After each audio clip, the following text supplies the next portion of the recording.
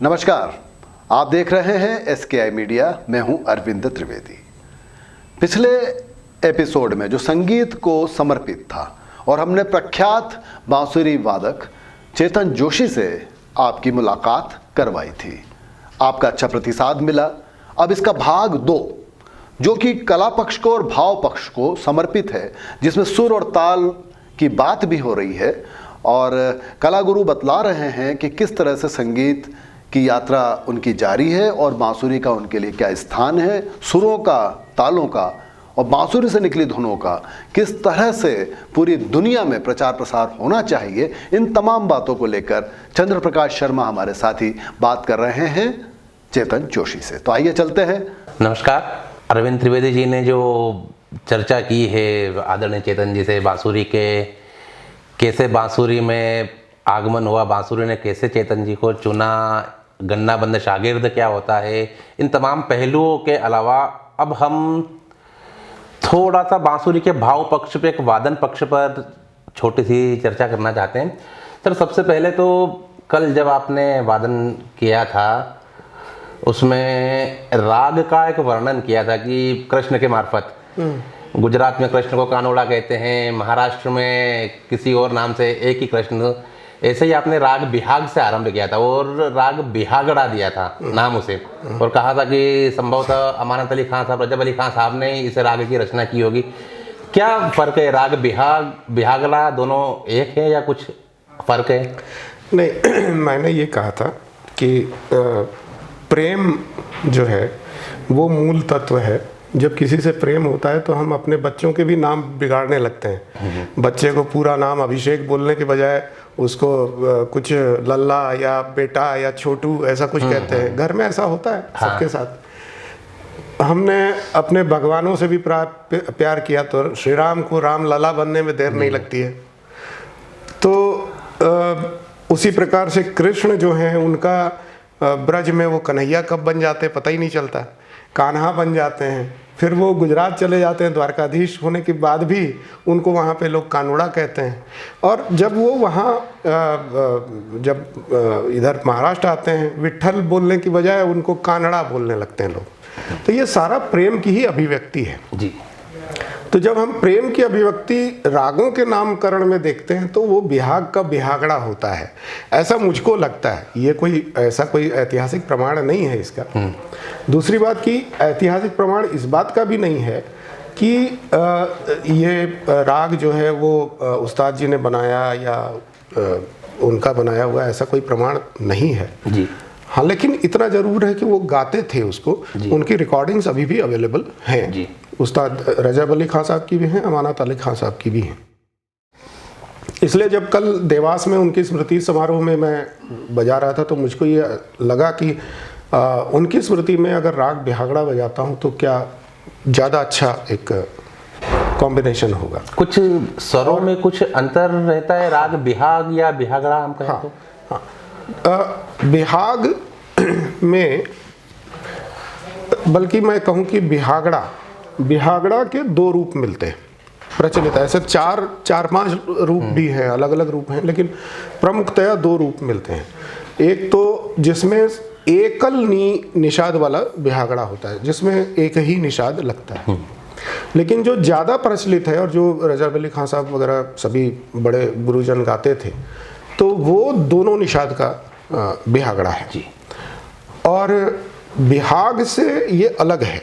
स्वर जैसे ने सा गा मा पा नी सा नी दा पा द नी दा पा मा ग सा गा मा, इस तरह से उसका जो चलन है तो बिहाग से बहुत मिलता जुलता है, लेकिन फिर भी बहुत अलग है। स्वतंत्र इसका अस्तित्व है, बिहाग के ऊपर में डिपेंडेंट नहीं है ये राग। अच्छा। बिहाग में कहीं कहीं इसमें खमाज की भी महक आ जाती है जी। कहीं इसमें तीव्र मध्यम कई लोग लगाते हैं, कई लोग नहीं लगाते हैं। ये भी एक उसका एक प्रकार है कि तीव्र मध्यम लगा करके, जैसे कल मैंने जो बजाया उसमें तीव्र मध्यम नहीं लगाया था, लेकिन कई लोग कभी कलाकार की स्वायत्तता है कि वो किस स्वरूप में इसको प्रस्तुत कर रहा है। बिल्कुल। तो चूंकि बिहाग के स्वरों में थोड़ा बदलाव करके इसको बनाया गया, ऐसा मुझको लगता है। मेरी इमेजिनेशन है ये, मैं इसका कोई ऐतिहासिक प्रमाण नहीं है, लेकिन ऐसा लगता है कि यही प्रोसेस हुआ होगा और इसलिए जो है इसको बिहागड़ा कहा गया, क्योंकि वो ज़्यादा प्यारा था। मैं थोड़ा सा बिहाग और बिहागड़ा का एक अंतर सामान्य दर्शकों के लिए, वैसे जो गुणी लोग हैं उनको तो पता ही है, तो ये बिहाग से मैं शुरू करता हूँ।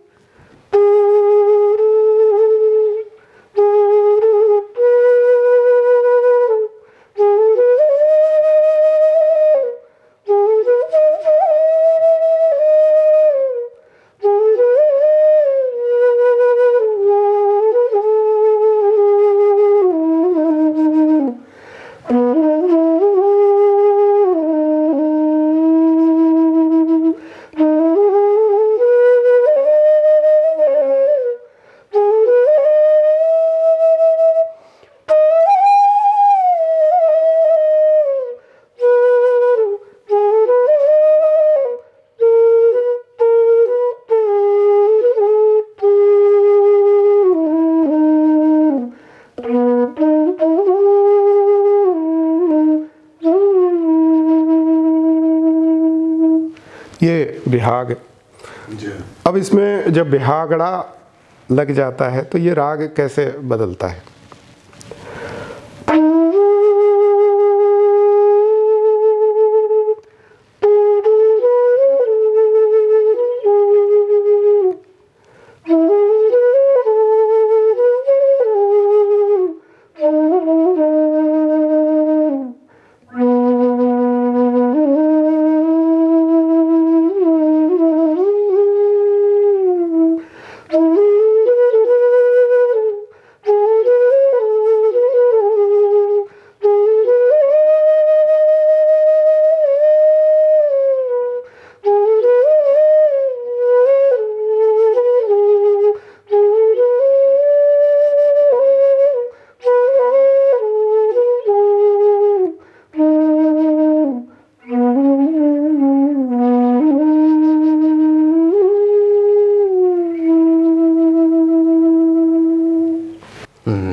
जी।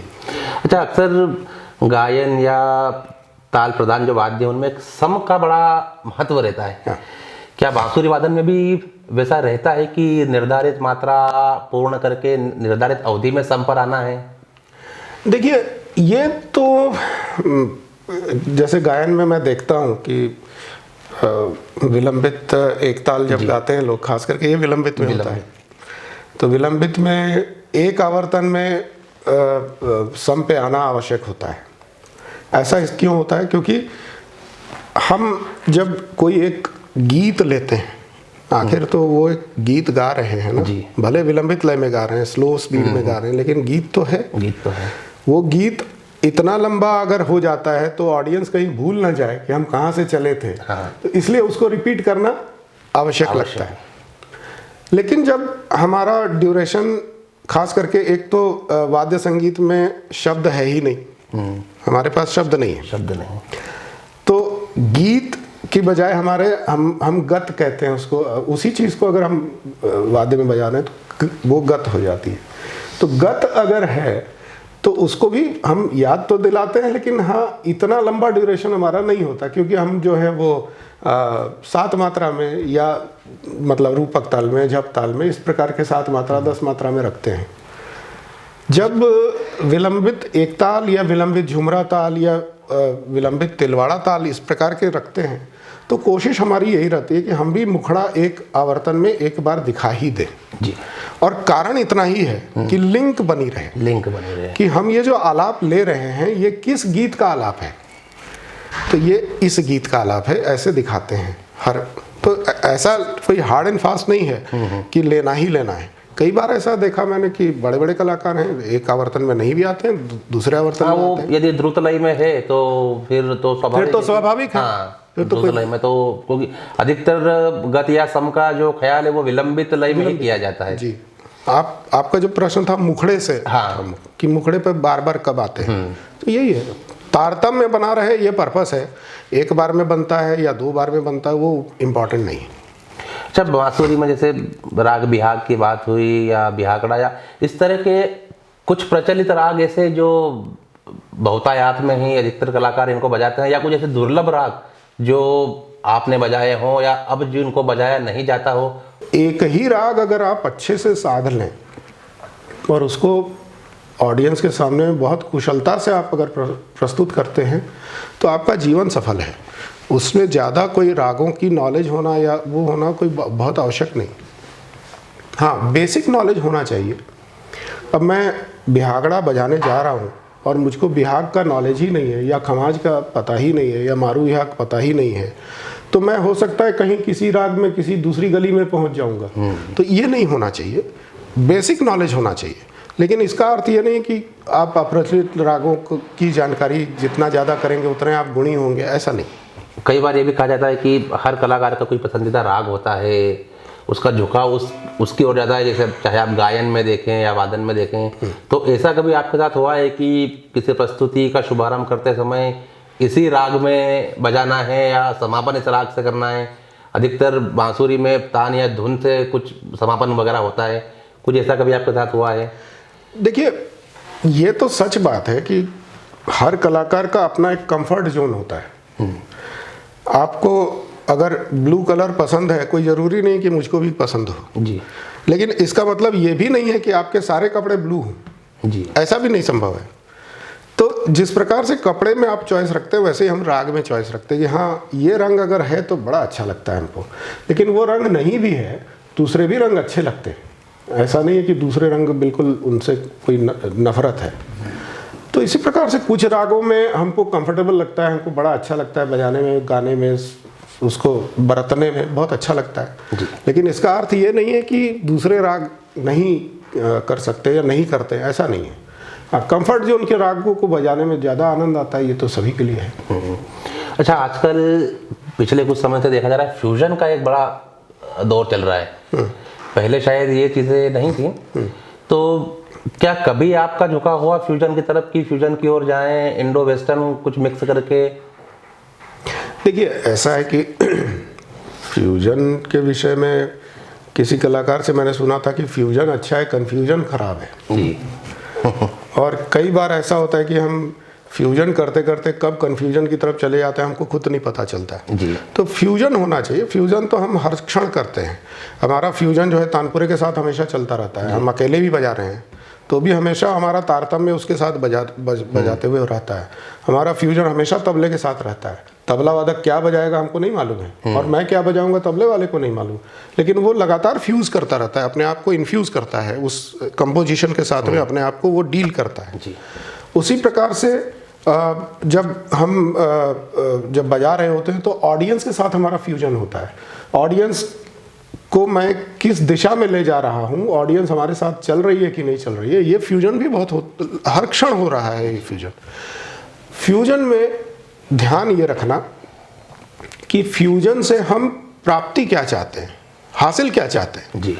क्या सिर्फ चमत्कृति चाहते हैं? चमत्कार के लिए फ्यूजन नहीं होना चाहिए, आनंद के लिए होना चाहिए, सौंदर्य के लिए होना चाहिए, एस्थेटिक्स के लिए होना चाहिए। ये ऐसा नहीं कि मैं बहुत गुणी हूँ, विद्वान हूँ, ये दिखाने के लिए मैं फ्यूजन करूँगा, ये नहीं होना चाहिए।